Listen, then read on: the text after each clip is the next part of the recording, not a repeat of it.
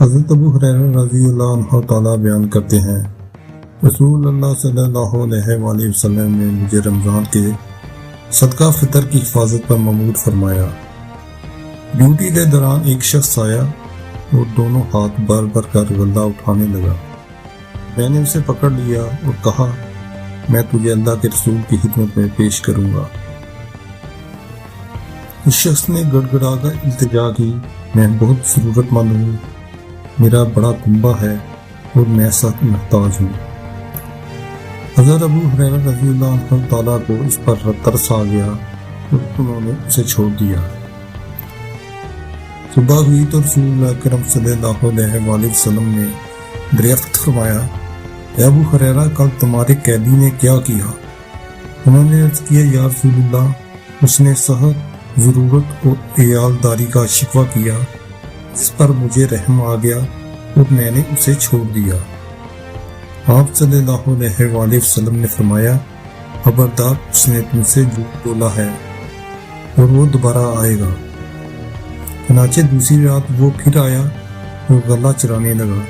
حضرت ابو ہریرہ رضی اللہ عنہ تعالیٰ نے اسے پھر پکڑ لیا، مگر اس نے دوبارہ وہی عذر پیش کیا اور گڑ گڑا کر معافی مانگی۔ آپ نے اسے پھر چھوڑ دیا۔ اگلی صبح اللہ کے نبی نے پھر وہی بات دہرائی کہ اس نے جھوٹ بولا ہے اور وہ پھر آئے گا۔ تیسری رات جب وہ پھر آیا اور چوری کرنے لگا، حضرت ابو ہریرہ رضی اللہ عنہ تعالیٰ نے اسے سختی سے پکڑ لیا اور فرمایا، اب میں تجھے ہرگز نہیں چھوڑوں گا، یہ تیسری بار ہے، تو وعدہ کر کے پھر آتا ہے۔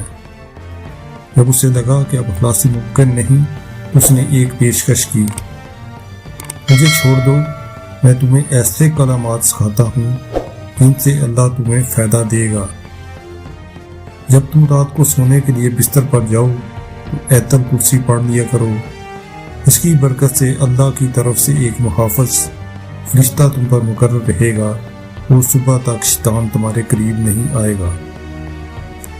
اگلی صبح جب حضرت ابو ہریرہ رضی اللہ عنہ تعالیٰ نے یہ ماجرا رسول اکرم صلی اللہ علیہ وآلہ وسلم کو سنایا تو آپ نے ارشاد فرمایا، سنو، اس نے یہ بات تو سچ کہی ہے، حالانکہ وہ خود بہت بڑا جھوٹا ہے۔ پھر آپ صلی اللہ علیہ وآلہ وسلم نے پوچھا، اے ابو ہریرہ، کیا تم جانتے ہو کہ تم 3 راتوں سے کس سے بات کر رہے تھے؟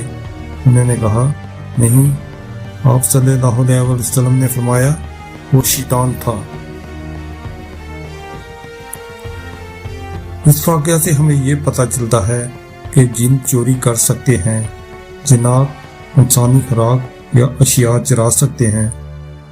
آیت الکرسی کی فضیلت سے گھر اور جان مال کی حفاظت ہو سکتی ہے۔ اگر کوئی برا انسان یا شیطان بھی حق بات کہے تو بات کی سچائی اپنی جگہ اہم ہوتی ہے، جیسا کہ آپ صلی اللہ علیہ وآلہ وسلم نے اس کی بات کی تصدیق فرمائی۔